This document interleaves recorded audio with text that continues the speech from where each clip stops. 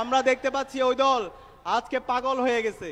আজকে বাংলাদেশের প্রতিটি ক্যাম্পাসে তারা আবার সন্ত্রাস কায়েম করতে চায়, তারা আবার গণরুম গ্যাসরুম কালচার ফিরে নিয়ে আসতে চায়, তারা আবার অস্ত্রের ঝঞ্ঝানির মাধ্যমে শিক্ষার্থীদেরকে আতঙ্কিত করে তাদের রাজনীতি বিনির্মাণ করতে চায়।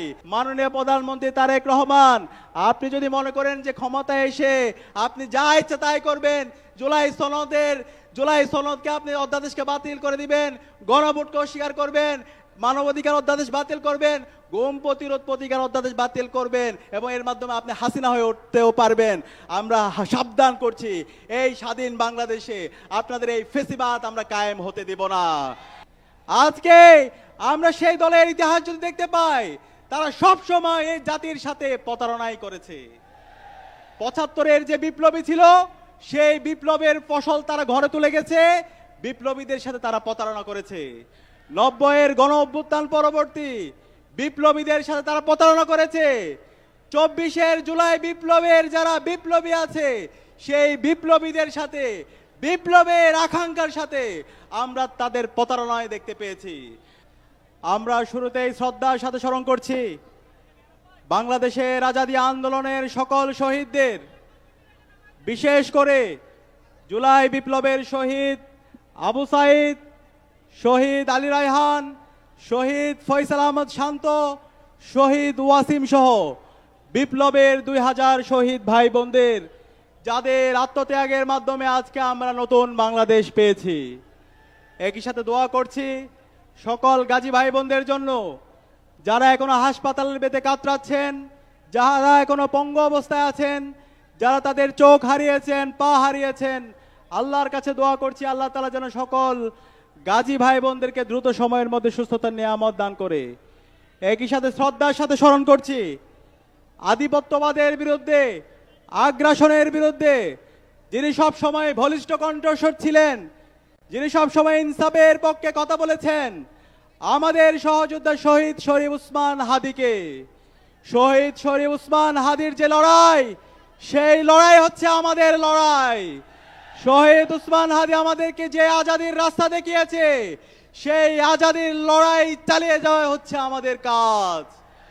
সংগ্রামী উপস্থিতি, আজকে যেই জুলাইয়ের উপর ভিত্তি করে যেই শহীদদের আত্মত্যাগের মাধ্যমে আজকে আমরা নতুন বাংলাদেশ পেয়েছি, আজকে যে নির্বাচন হয়েছে, সেই নির্বাচন নিয়ে অনেক প্রশ্ন আছে। যাই হোক, তারপরও নির্বাচনের পর যেই সরকার এসেছে, সেই সরকার আজকে জুলাইকে অস্বীকার করে। আজকে আমরা সেই দলের ইতিহাস যদি দেখতে পাই, তারা সব সময় এই জাতির সাথে প্রতারণাই করেছে। ৭৫-এর যে বিপ্লবী ছিল, সেই বিপ্লবের ফসল তারা ঘরে তুলে গেছে, বিপ্লবীদের সাথে তারা প্রতারণা করেছে।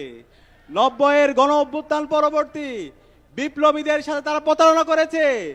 ২৪-এর জুলাই বিপ্লবের যারা বিপ্লবী আছে, সেই বিপ্লবীদের সাথে, বিপ্লবের আকাঙ্ক্ষার সাথে আমরা তাদের প্রতারণায় দেখতে পেয়েছি। আমরা হুঁশিয়ার করছি, আমরা সাবধান করছি, আমরা দীপ্ত কণ্ঠে ঘোষণা করছি, যেই জমিনে শহীদদের রক্ত ঝরেছে, সেই জমিনে ইনসাফ কায়েম হবে ইনশাআল্লাহ। আর যারা শহীদদের সাথে গাদ্দারি করবে, শহীদদের সাথে যারা প্রতারণা করবে, তারা ধুলোর সাথে মিশে যাবে। আমরা দেখতে পাচ্ছি ওই দল আজকে পাগল হয়ে গেছে। আজকে বাংলাদেশের প্রতিটি ক্যাম্পাসে তারা আবার সন্ত্রাস কায়েম করতে চায়, তারা আবার গণরুম গ্যাসরুম কালচার ফিরে নিয়ে আসতে চায়, তারা আবার অস্ত্রের ঝঞ্ঝানির মাধ্যমে শিক্ষার্থীদেরকে আতঙ্কিত করে তাদের রাজনীতি বিনির্মাণ করতে চায়। তাদের প্রকাশ্যে রাজনীতির নামে তারা রামদা নিয়ে, চাপাতি দিয়ে আমার শিক্ষার্থী ভাই বোনদেরকে কুপিয়ে তাদের রাজনীতি বিনির্মাণ করতে চায়। তারা সবসময় মবের কথা বলে। আমরা দেখতে পেয়েছি গতকাল এই ঢাকায় শাহবাগে একজন শিক্ষার্থীর যখন ফেক ফটোকার্ডের উপর ভিত্তি করে ছাত্র দলের সন্ত্রাসীরা যখন তাকে জবাই করার, তাকে হত্যা করার হুমকি দিচ্ছিল, তার নিরাপত্তার জন্য সে থানায় সাধারণ ডায়েরি করতে এসেছিল।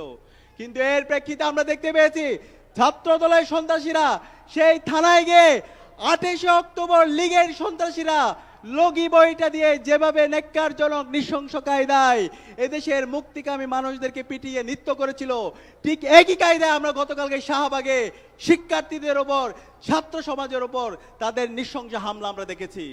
এবং এই হামলার পর যে শিক্ষার্থী তার জীবনের নিরাপত্তার জন্য গিয়েছিল, তাকে 12 ঘন্টা সম্পূর্ণ বেআইনিভাবে পুলিশ হেফাজতে তাকে রেখে হয়রানি করা হয়েছে। আমরা কি আবার একটা পুলিশি রাষ্ট্রের জন্য আমাদের শহীদ এত জীবন দিয়েছে?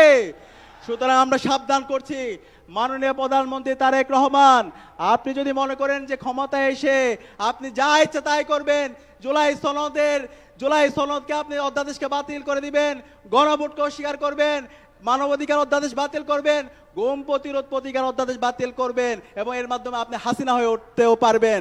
আমরা সাবধান করছি, এই স্বাধীন বাংলাদেশে আপনাদের এই ফেসিবাদ আমরা কায়েম হতে দেব না।